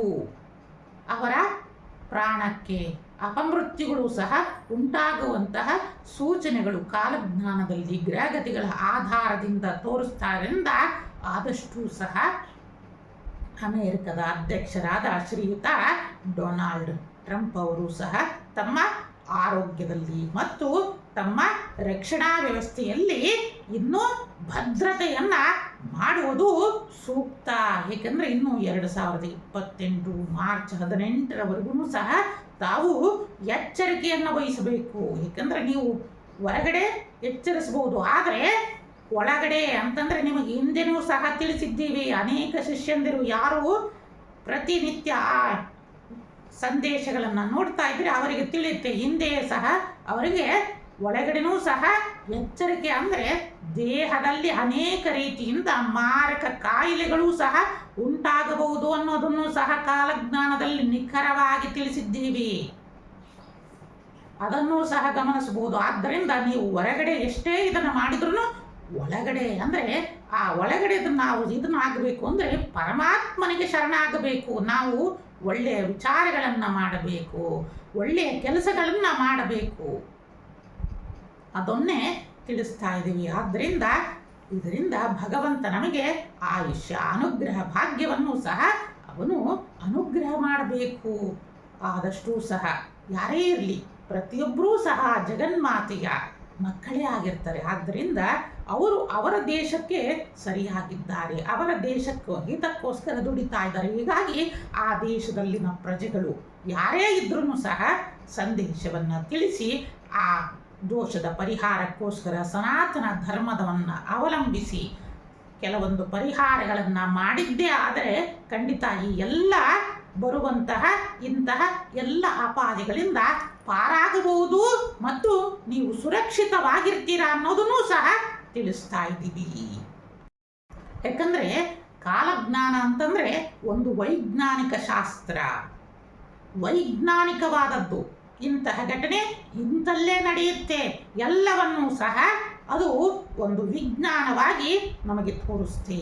ಆದರೆ ಈಗಿನ ಕಾಲದಲ್ಲಿ ಅನೇಕರು ಅಧ್ಯಯನ ಇಲ್ಲದಂಗೆ ಒಂದು ಗಾಳಿಯಲ್ಲಿ ಗುಂಡನ್ನು ಆರಿಸೋದು ಅಂತಂದು ಹೇಳ್ತೀವಿ. ಹಾಗೆ ಹೇಳಿ ಹೇಳಿ ನಮ್ಮ ಜ್ಯೋತಿಷ್ಯಕ್ಕೆ ಕಾಲಜ್ಞಾನಕ್ಕೆ ಒಂದು ಬೆಲೆ ಇಲ್ಲದಲೇ ನಡೀತಾ ಇದೆ. ಯಾಕಂತಂದರೆ ಎಲ್ಲರೂ ಸಹ ಎಷ್ಟೋ ಸಂದೇಶಗಳನ್ನು ನಮ್ಮ ಶಿಷ್ಯರು ಸಹ ತೋರಿಸ್ತಿದ್ರು, ಎಷ್ಟೋ ಜನ ತೋರಿಸಿದ್ರು. ಎಲ್ಲರೂ ಸಹ ಒಂದು ಗಾಳಿಗೆ ಗುಂಡನ್ನು ಓದ್ತೀವಿ. ನಮ್ಮ ನರೇಂದ್ರ ಮೋದಿಯವರಿಗೆ ಅವರಿಗೆ ಅಂದರೆ ಪ್ರಾಣಾಪಾಯ ಈ ವರ್ಷ ಉಂಟಾಗುತ್ತೆ ಅಂದರೆ ಅದು ಯಾವ ಪ್ರಮಾಣದಲ್ಲಿ ಉಂಟಾಗುತ್ತೆ, ಹೇಗೆ ಆಗುತ್ತೆ ಎಲ್ಲವನ್ನೂ ಸಹ ಕಾಲಜ್ಞಾನದಲ್ಲಿ ತೋರಿಸ್ತೆ, ಜ್ಯೋತಿಷ್ಯದಲ್ಲೂ ಸಹ ತೋರಿಸ್ತೆ. ಯಾಕಂದರೆ ಕಾಲಜ್ಞಾನ ಅನ್ನೋದು ಒಂದು ಭಯ ಹುಟ್ಟಿಸುವ ಇದು ಅಲ್ಲ, ಅದು ಭಯ ನಿವಾರಿಸುವ ಒಂದು ಶಾಸ್ತ್ರ. ನೋಡಿ, ಅನಾದಿ ಕಾಲದಿಂದಲೂ ಸಹ ರಾಜಗುರುಗಳಿಗೆ ಅಷ್ಟು ಬೆಲೆ ಇತ್ತು. ರಾಜ ಪರಂಪರೆಯಲ್ಲಿ ರಾಜನಿಗೆ ಅದು ಒಂದು ದೇಹ ಆಗಿದ್ರೆ ಆತ್ಮ ರಾಜಗುರು ಆಗಿತ್ತು. ಹಾಗೆ ಈ ಕಾಲಜ್ಞಾನ ಮುಂಬರುವ ಅಪಾಯಗಳಿಂದ ಪಾರು ಮಾಡಿ ನಮ್ಮನ್ನ ಸುರಕ್ಷಿತವಾಗುವಂತಹ ಶಾಸ್ತ್ರ ಈ ಕಾಲಜ್ಞಾನ ಇರಲಿ, ಜ್ಯೋತಿಷ್ಯಗಳಿರಲಿ, ಎಲ್ಲ ನಮ್ಮ ಸನಾತನ ಪರಂಪರೆಯದು. ಆದರೆ ಇವತ್ತಿನ ದಿನ ಹಾಗೆ ನಡೀತಾ ಇದೆ. ಆದ್ದರಿಂದ ತಿಳಿಸ್ತಾ ಇದ್ದೀವಿ, ಖಂಡಿತ ನಮ್ಮ ನರೇಂದ್ರ ಮೋದಿಯವರ ಯೋಗಗಳು ಮತ್ತು ಗ್ರಹಗತಿಗಳ ಆಧಾರವನ್ನು ಪರಿಶೀಲನೆಯನ್ನು ಮಾಡಿದಾಗ ಉನ್ನತವಾದ ದೈವಾನುಗ್ರಹ ಇರೋದ್ರಿಂದ ಎಂಥ ಆಪತ್ತು ಬಂದ್ರೂ ಸಹ ಪಾರಾಗ್ತಾರೆ. ಅದಕ್ಕೆ ಕೆಲವೊಂದು ಪರಿಹಾರಗಳನ್ನು ಮಾಡಬೇಕು. ಅದನ್ನು ಶ್ರೀಪೀಠದಿಂದ ನಮ್ಮ ಪವರ್ ಟಿ ವತಿಯಿಂದನೇ ಸಹ ಮಾಡೋಣ. ಸಮಸ್ತ ವೀಕ್ಷಕರು ಸಹ ಒಳ್ಳೆಯದಾಗಲಿ ಅಂತಂದು, ಯಾಕಂದರೆ ಯಾರು ದೇಶವನ್ನು ಮುನ್ನಡೆಸ್ತಾ ಇದ್ದಾರೆ ಅವರ ಬಗ್ಗೆ ಪ್ರಾರ್ಥನೆಯನ್ನು ಮಾಡುವುದರಲ್ಲಿ ತಪ್ಪಿಲ್ಲ ಅನ್ನೋದನ್ನು ಸಹ ತಿಳಿಸ್ತಾ ಇದ್ದೀವಿ. ಯಾಕಂದರೆ ಪಕ್ಷ ಭೇದವನ್ನು ಮರೆತು ಒಬ್ಬ ಒಳ್ಳೆಯ ವ್ಯಕ್ತಿಗೆ ನಾವು ನೀವೆಲ್ಲರೂ ಸೇರಿ ಆ ಭಗವತಿಯಲ್ಲಿ ಪ್ರಾರ್ಥನೆಯನ್ನು ಮಾಡಿದಾಗ ಖಂಡಿತ ಆ ಭಗವತಿ ಅನುಗ್ರಹವನ್ನು ಮಾಡ್ತಾಳೆ. ಮುಂಬರುವ ಇಂಥ ಎಲ್ಲ ಅಪಾಯಗಳನ್ನು ಸಹ ದೂರ ತಳ್ತಾಳೆ. ಆದರೆ ಕಾಲಜ್ಞಾನದಲ್ಲಿ ತೋರಿಸ್ತಾ ಇರೋದು ವಿಶ್ವದ ದೊಡ್ಡಣ್ಣ ಅಂತಂದು ಕರೆಸ್ತಾ ಇರುವ ಶ್ರೀಯುತ ಡೊನಾಲ್ಡ್ ಟ್ರಂಪ್ ಅವರಿಗೆ. ಆದ್ದರಿಂದ ಅವರು ಎಚ್ಚರಿಕೆಯನ್ನು ವಹಿಸಬೇಕು. ಯಾಕಂತಂದರೆ ಅವು ಕೆಲವೊಂದು ಇನ್ನೂ ಡೇಟ್ಗಳಿದ್ದಾವೆ. ಅದನ್ನೂ ಸಹ ಇನ್ನೂ ನಾವು ಸೂಕ್ಷ್ಮವಾಗಿ ಅಧ್ಯಯನವನ್ನು ಮಾಡಿ ತೆರೆದಿಡ್ತೀವಿ. ಈ ಎಲ್ಲ ಶಿಷ್ಯಂದರ ಮುಂದಲೂ ಸಹ ಅವರೂ ಸಹ ಎಚ್ಚರಿಕೆಯನ್ನು ವಹಿಸಬೇಕು. ಸಾಧ್ಯವಾದಷ್ಟು ನಾನೇ ಮಾಡ್ತೀನಿ ಅನ್ನೋ ಯಾರೇ ಇರಲಿ, ಪ್ರತಿಯೊಂದು ಜೀವಿಗೂ ಸಹ ಎಲ್ಲಿ ಅಹಂಕಾರ ಉಂಟಾಗುತ್ತೆ ಆ ಜೀವಿ ಸರ್ವನಾಶ ಆಗಿ ಹೋಗ್ಬಿಡುತ್ತೆ. ಅದು ಯಾರೇ ಇರಲಿ. ಅದಕ್ಕೋಸ್ಕರನೇ ಈ ಅಹಂಕಾರ ಅನ್ನೋದು ಯಾವ ಜೀವಿಗೂ ಸಹ ಆವರಿಸುವುದು ಬೇಡ. ನನ್ನಿಂದಲೇ ನಡೆಯುತ್ತೆ, ನಾನೇ ಮಾಡ್ತೀನಿ ಅನ್ನೋ ಆ ಭಾವನೆಗಳು ಯಾರಿಗೂ ಬೇಡ. ಇದರಿಂದ ಜಗನ್ಮಾತೆ ಅವರನ್ನು ಬಿಟ್ಟು ದೂರ ಹೋಗ್ತಾಳೆ. ಅದಕ್ಕೋಸ್ಕರನೇ ಆದಷ್ಟು ಶ್ರೀಯುತ ಡೊನಾಲ್ಡ್ ಟ್ರಂಪ್ ಅವರು ಸಹ ತಮ್ಮ ಆರೋಗ್ಯದಲ್ಲಿ ಮತ್ತು ತಮ್ಮ ರಕ್ಷಣಾ ವ್ಯವಸ್ಥೆಯಲ್ಲಿ ಜಾಗರೂಕತೆಯನ್ನು ವಹಿಸಿ ಮುಂಬರುವ ದಿನಮಾನಗಳಲ್ಲಿ ನೀವುಗಳು ಜನವರಿಯ ಸಂದೇಶವನ್ನೇ ನೋಡಿ, ಕಾಲಜ್ಞಾನದ ಸಂದೇಶವನ್ನು ಕೊಟ್ಟಿದ್ದೀವಿ. ಎಲ್ಲಿ ಎಲ್ಲಿ ಯುದ್ಧಗಳು ಆಗುತ್ತೆ ಅನ್ನೋದನ್ನು ಆ ಯುದ್ಧಗಳು ಇಂದು ನಡೀತಾ ಇದ್ದಾವೆ. ಯಾಕಂದರೆ ಕಾಲಜ್ಞಾನ ಅನ್ನೋದು ಒಂದು ನಿಖರವಾದ ವೈಜ್ಞಾನಿಕ ಶಾಸ್ತ್ರ. ತಾವುಗಳೆಲ್ಲ ಅದನ್ನು ನೋಡಿ ನಾವು ಎಲ್ಲೆಲ್ಲಿ ಯುದ್ಧಗಳನ್ನು ಬರೆದಿದ್ದೀವಿ ಅಲ್ಲಿ ಅಲ್ಲಿ ಯುದ್ಧಗಳು ನಡೆದೇ ಇದ್ದಾವೆ ಅನ್ನೋದನ್ನು ಸಹ ತಿಳಿಸ್ತಾ ಇದ್ದೀವಿ. ಯಾಕಂತಂದರೆ ಇದು ನಮ್ಮ ಋಷಿ ಮುನಿಗಳು ಕೊಟ್ಟಂತಹ ವೈಜ್ಞಾನಿಕವಾದ ಶಾಸ್ತ್ರ. ಅದನ್ನು ಸಹ ತಿಳಿಸುತ್ತಾ, ಆದ್ದರಿಂದ ಯಾರಾದ್ರೂ ಅಮೇರಿಕ ಪ್ರಜೆಗಳಿದ್ದರೆ ಖಂಡಿತ ಅವರಿಗೆ ತಿಳಿಸಿ. ಯಾಕಂದರೆ ನಿಮ್ಮ ಅಧ್ಯಕ್ಷರು, ಯಾಕಂತಂದರೆ ಅದು ನಿಮಗೂ ನಿಮ್ಮ ದೇಶಕ್ಕೆ ಇದ್ದ ಹಾಗೆ ಅವರು ಮಾಡ್ತಾ ಇದ್ದಾರೆ. ಹೀಗಾಗಿ ಆಗಲಿ, ಯಾಕಂದರೆ ಶ್ರೀಪೀಠದ ಕರ್ತವ್ಯ. ಎಲ್ಲರೂ ಸಹ ಶ್ರೀಪೀಠಕ್ಕೆ ಮಕ್ಕಳೇ ಅಲ್ವಾ, ಗುರುವಿನ ಶಿಷ್ಯರು ಅಂತಂದಾಗ. ಹೀಗಾಗಿ ಎಲ್ಲರಿಗೂ ಸಹ ಒಳಿತನ್ನು ತಿಳಿಸೋದು ನಮ್ಮ ಧರ್ಮ. ಆದ್ದರಿಂದ ಅವರಿಗಿರುವ ಆಪತ್ತನ್ನು ಅಲ್ಲಿನ ದೇಶದ ಪ್ರಜೆಗಳಾದರೂ ತಿಳಿಸಿ ಅದಕ್ಕೆ ಬೇಕಾದ ಪರಿಹಾರಗಳನ್ನು ಮಾಡಿ. ಯಾಕಂದರೆ ಅವರು ನಿಮ್ಮ ದೇಶಕ್ಕೋಸ್ಕರ ಅವರು ಹೋರಾಡ್ತಾ ಇದ್ದಾರೆ. ನಮ್ಮ ದೇಶ ಮುಂದುವರಿಬೇಕು, ಅಮೇರಿಕ ಮುಂದುವರಿಬೇಕು ಅಂತಂದು ಅವ್ರದ್ದು ಇಚ್ಛೆ.